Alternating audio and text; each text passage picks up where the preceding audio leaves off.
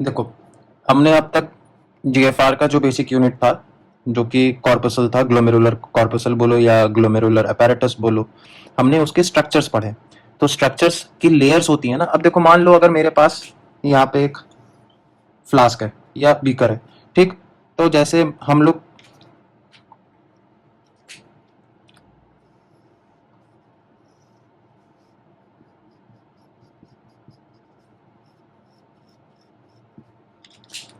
ये मान लो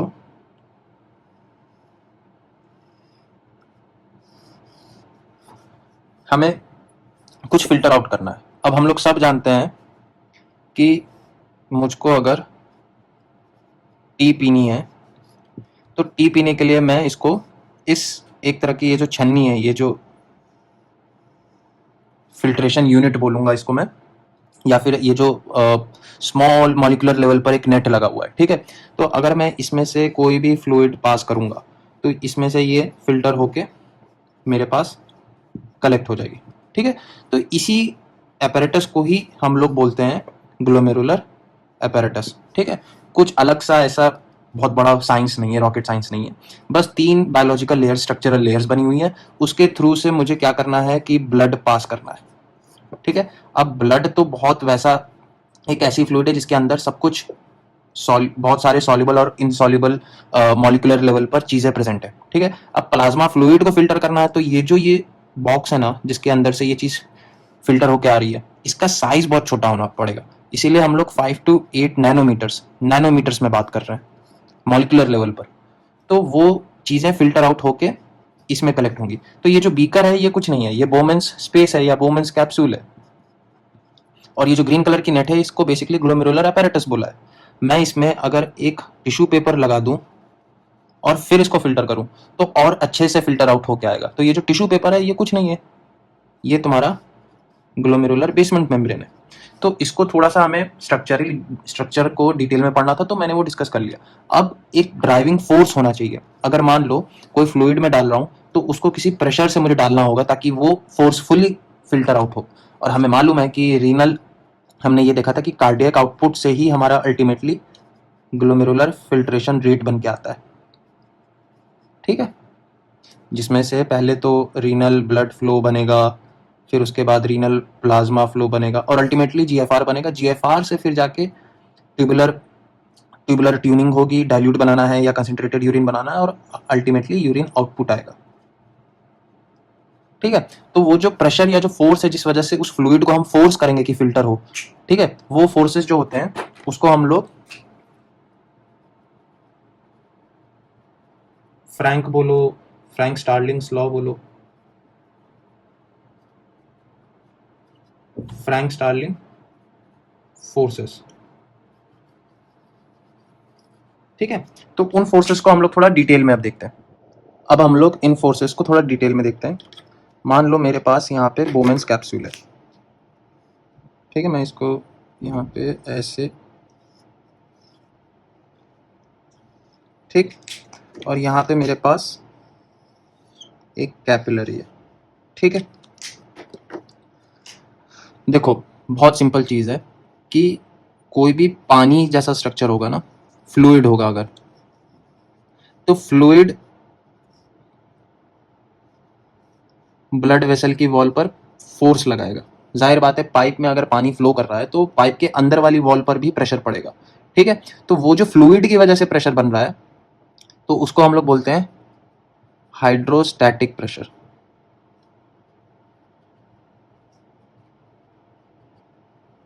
ठीक है। और फ्लूइड के अंदर जो प्रोटीन्स हैं और बहुत सारे इलेक्ट्रोलाइट्स हैं,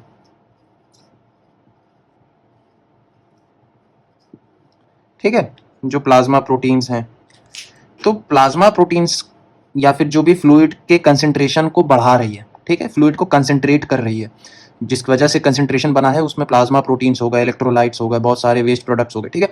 तो उस वजह से क्या करता है, उनका नेचर होता है फ्लूइड को अपनी तरफ अट्रैक्ट करके रखना, ठीक है। तो उसको हम लोग बोलते हैं ऑनकोटिक प्रेशर,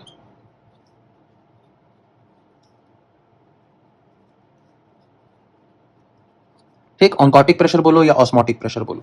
तो ऑनकोटिक जो हाइड्रोस्टैटिक प्रेशर था, वो बेसिकली हमारा फ्लूइड की वजह से था, और ऑनकोटिक प्रेशर जो था वो हमारे कंसंट्रेट की वजह से था, जो भी सॉल्यूट था। जैसे सॉल्वेंट और सॉल्यूट होता है, इसी तरह का कॉन्सेप्ट है। तो जो सॉल्वेंट है वो हाइड्रोस्टैटिक प्रेशर बनाता है, ऑनकोटिक प्रेशर होता है जो सॉल्यूट की वजह से होता है, जो कंसंट्रेट की वजह से होता है। तो वो फ्लूइड्स को पुल करती है, और हाइड्रोस्टैटिक प्रेशर पुल पुश करता है। ठीक है, तो मान लो अगर प्लाज्मा फ्लूइड ब्लड वेसल से अगर फ्लो कर रही है, ठीक, तो क्या होता है कि जब एफरेंट आर्टीरियोल से प्लाज्मा फ्लूइड आती है तो बहुत सारा फ्लूइड बाहर आ जाता है। ठीक है, अब मैं ये पूछूं कि किस फोर्स की वजह से या किस प्रेशर की वजह से फ्लूइड बाहर आया बोमेंस कैप्सूल में, तो हाइड्रोस्टैटिक प्रेशर की वजह से आया। ठीक है, तो हाइड्रोस्टैटिक प्रेशर से फ्लूइड बोमेंस कैप्सूल में आ गया, और हमें मालूम है फ्लूइड के अंदर ही तो बहुत सारे सॉल्यूट्स छिपे हुए हैं जो सॉल्युबल हैं, जो दिख नहीं रहे हैं। ठीक है, वो भी फिल्टर आउट होके आ गए बोमेंस कैप्सूल में। ठीक है, जैसे जैसे फ्लूइड निकलेगा वेसल से, तो उस तरह वैसे वैसे प्रेशर कम होने लगेगा। जाहिर बात है, अगर वॉल्यूम फ्लूइड का कम कर दूंगा तो प्रेशर कम हो जाएगा हाइड्रोस्टैटिक। तो जैसे जैसे आगे प्रोसीड करेगा फ्लूइड, लॉस होता रहेगा फ्लूइड का, तो प्लाज्मा फ्लूइड कम हो गई तो हाइड्रोस्टैटिक प्रेशर कम हो जाएगा, और अंदर बहुत सारे सॉल्यूट्स अभी भी बच जाएंगे जो कि फिल्टर आउट नहीं हुए। तो वो जो सॉल्यूट्स प्रेजेंट थे, सॉल्युबल पार्टिकल्स थे, वो फ्लूइड को वापस खींचेंगे। ठीक है,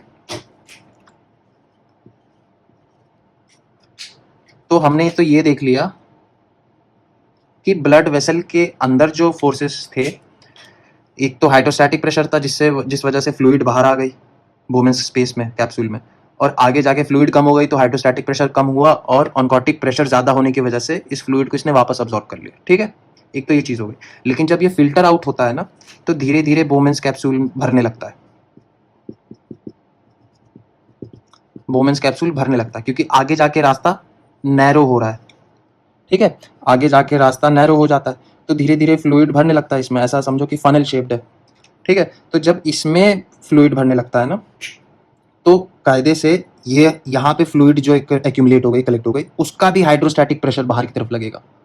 ठीक है, क्योंकि फ्लूइड के अंदर दो ही फोर्सेस हैं, हाइड्रोस्टैटिक प्रेशर होगा, फोर्स होगा, या तो ऑनकोटिक फोर्स होगा।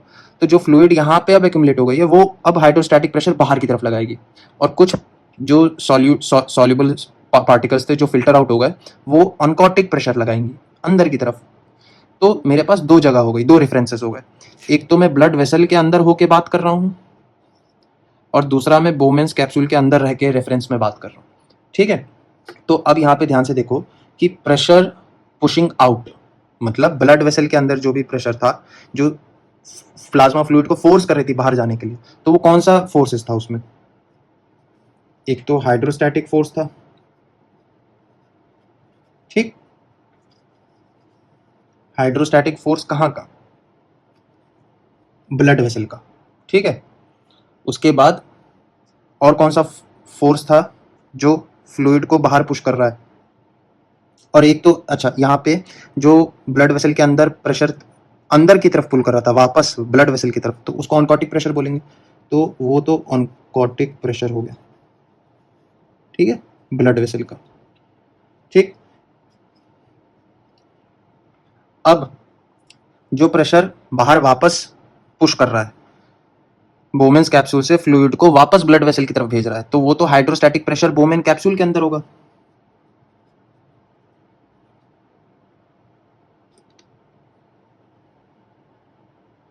अच्छा सॉरी, पुशिंग आउट। तो जो, ठीक है, तो रेफरेंस तो हमने देख लिया कि ब्लड वेसल के पॉइंट के रेफरेंस से एक बार बात कर रहे हैं, और वोमेंस स्पेस के अंदर के रेफरेंस से बात कर रहे हैं। तो अब हम लोग जानते हैं कि अब हम इन फोर्सेस को यहाँ पे देखेंगे, पुशिंग आउट फोर्सेस, मतलब हमारा अल्टीमेट गोल क्या है? फिल्टर करके बाहर लाना है फ्लूइड, वेस्ट मटेरियल को। तो वोमेंस कैप्सूल में नेट फ्लूइड आना जाना वो कैलकुलेट करना है हमें, जो प्रेशर है। ठीक है, हमारा मेन गोल ये है कि फ्लूइड ब्लड वेसल से वोमेंस कैप्सूल में आ जाए। तो प्रेशर पुशिंग आउट का ये मतलब हुआ कि कौन सा ऐसा प्रेशर है जो ब्लड वेसल से फ्लूइड को वोमेंस कैप्सूल में ला रहा है, तो वो होगा हाइड्रोस्टैटिक प्रेशर ब्लड वेसल का। ठीक है, और कौन सा प्रेशर फ्लूइड को वापस बोमेंस कैप्सूल से ब्लड वेसल की तरफ खींच रहा है? ऑनकोटिक प्रेशर, वो भी ब्लड वेसल का। ठीक है, और अब मैं रेफरेंस पॉइंट नंबर 2 के रेफरेंस में बोमेंस कैप्सूल के अंदर से देखूंगा कि कौन सा प्रेशर फ्लूइड को ब्लड वेसल से अपनी तरफ बोमेंस कैप्सूल की तरफ खींच रहा है। तो जो प्रोटीन्स यहाँ पे प्रेजेंट है वो फ्लूइड को और इधर खींचेंगी, ठीक है। तो वो ऑनकोटिक प्रेशर है जो बोमेंस कैप्सूल के अंदर है।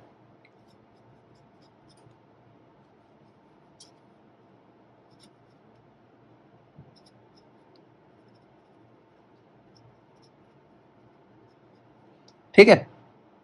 और कौन सा प्रेशर बोमेंस कैप्सूल के अंदर फ्लूइड को बाहर भेज रहा है? हाइड्रोस्टैटिक प्रेशर बोमेंस कैप्सूल के अंदर, जो कि ब्लड वेसल की तरफ फ्लूइड को भेज रहा है।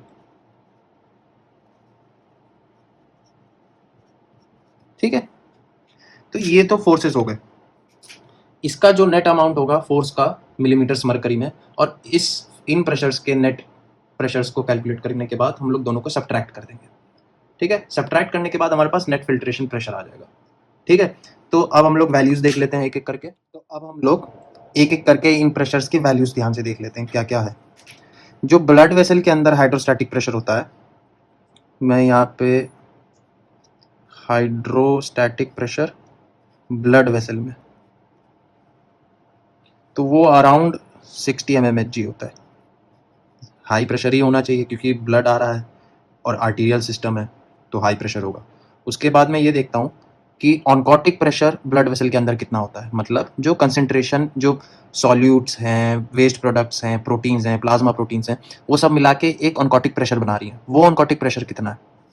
तो यहाँ पे मैं ऑनकोटिक प्रेशर ब्लड वेसल का, तो वो अराउंड 32 मिलीमीटर्स मरकरी। ठीक। अब इसी तरह से बोमेंस कैप्सूल के अंदर भी तो फ्लूइड फिल्टर आउट होके आई है और अपने साथ कुछ सॉल्यूट्स को लेके आई है, तो बोमेंस कैप्सूल के अंदर भी हाइड्रोस्टैटिक प्रेशर होना चाहिए। बोमेंस कैप्सूल का मैं लिख देता हूं,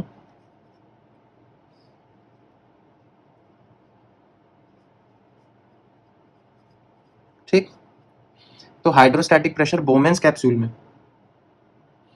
वो अराउंड 18 मिलीमीटर्स मरकरी। अब ध्यान देने वाली बात यह है, ऑनकोटिक प्रेशर बोमेंस कैप्सूल का,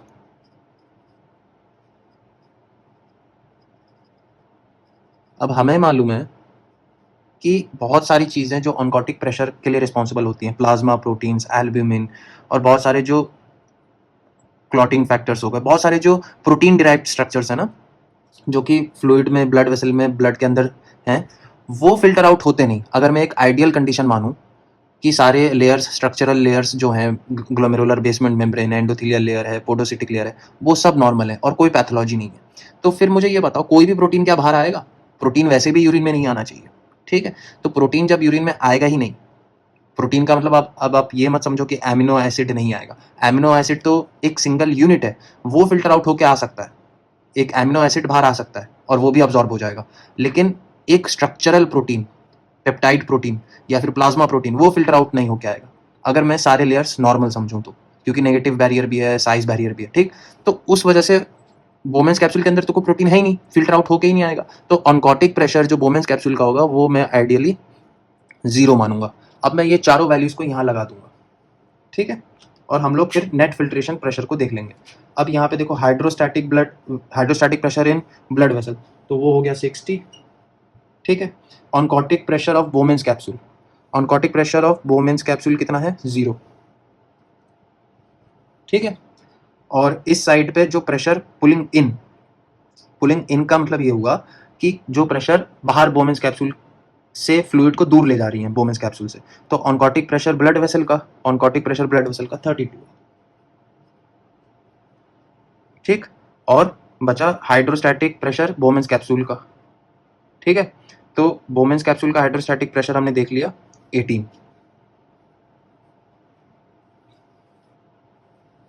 अब इन दोनों वैल्यूज को ऐड करेंगे और सब्ट्रैक्ट कर देंगे, तो 60 माइनस 32 प्लस 18 50 के अराउंड आएगा। ठीक। तो इसका मतलब 10 मिलीमीटर्स ऑफ मरकरी।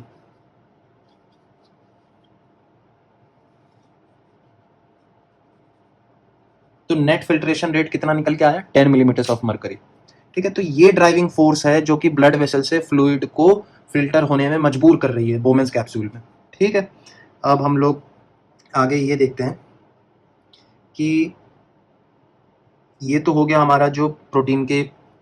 अब हम लोग एक दूसरा पार्ट देखते हैं जो ग्लोमेरुलर फिल्ट्रेशन रेट को अफेक्ट करता है, सरफेस एरिया और परमिएबिलिटी। मैं इसको यहाँ से हटा देता हूँ, इस डायग्राम को।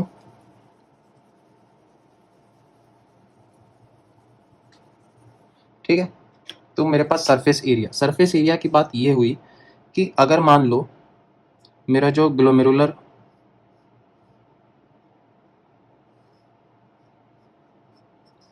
apparatus है और यहाँ पे मान लो बोमेन्स कैप्सूल है, ठीक, तो जितना ज़्यादा एरिया अवेलेबल होगा,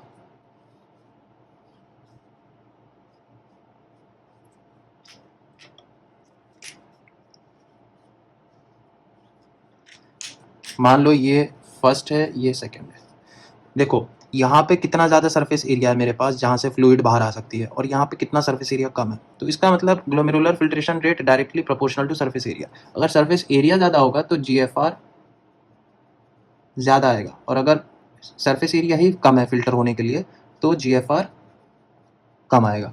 ठीक है, उसके बाद परमिएबिलिटी ऑफ ग्लोमेरुलर apparatus की बात करें तो परमिएबिलिटी का ये मतलब हुआ कि अगर मान लो मेरे पास दो तरह के फिर से ग्लोमेरुलर कैपिलरी है और नीचे बोमेन्स कैप्सूल है, ठीक।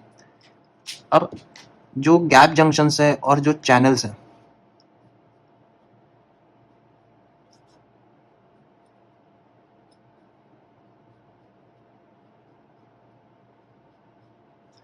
ठीक है, तो जहाँ पे गेटवे ज़्यादा होगा या चैनल्स ज़्यादा होंगे, ठीक है, जो लेयर्स हमने पढ़ी थी, जैसे फेनेस्ट्रेशंस पढ़े थे, फिर उसके बाद स्लिट पोर्स पढ़े थे, तो अगर वो नंबर में ज़्यादा होंगे तो जाहिर बात है ज़्यादा फ्लूइड ऊज आउट करके आएगी।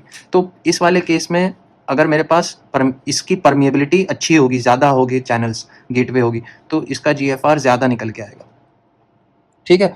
और यहाँ पे कम चैनल्स है, कम परमिएबिलिटी है, तो इसका GFR कम। तो इसका मतलब इन पे भी डिपेंड करता है सरफेस एरिया कितना है और परमिएबिलिटी ऑफ ग्लोमेरुलर apparatus कितना है, ठीक है। तो इन दोनों को मिला के, ठीक है, इसको हम लोग बोलते हैं, तो ये वाला जो पार्ट है सरफेस एरिया और परमिएबिलिटी जो GFR को गवर्न कर रही है, डिसाइड कर रही है, तो इसको हम लोग बोलते हैं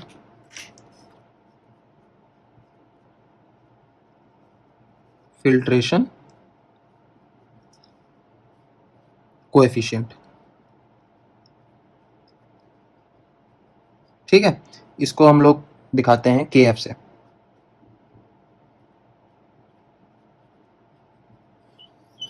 ठीक है। तो एक तरफ तो नेट फिल्ट्रेशन प्रेशर हो गया, ठीक है, और एक तरफ फिल्ट्रेशन कोएफिशिएंट हो गया, ठीक है। तो जो ग्लोमेरुलर फिल्ट्रेशन रेट होता है, अगर मैं उसकी बात करूं, अब मैं यहाँ से इसको हटा देता हूं,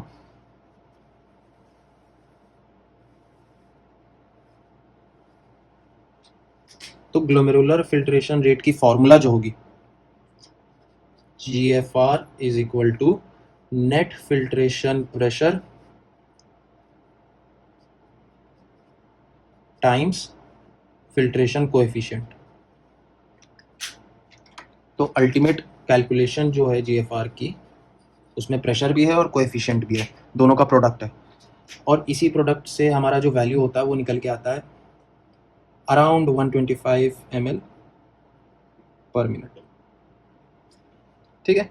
तो आई होप आप लोग को ग्लोमेरुलर फिल्ट्रेशन यूनिट समझ में आ गया कि ग्लोमेरुलर फिल्ट्रेट कैसे बनता है, और रेट का ये मतलब हुआ कि पर मिनट कितना बन रहा है। तो मैंने पहले ही बता रखा है, ये 125 है, या जो भी न्यूमेरिकल वैल्यू हम डिस्कस करते हैं वॉल्यूम में, वो ओवरऑल सारे नेफ्रॉन्स के वॉल्यूम को मिला के है, ठीक है।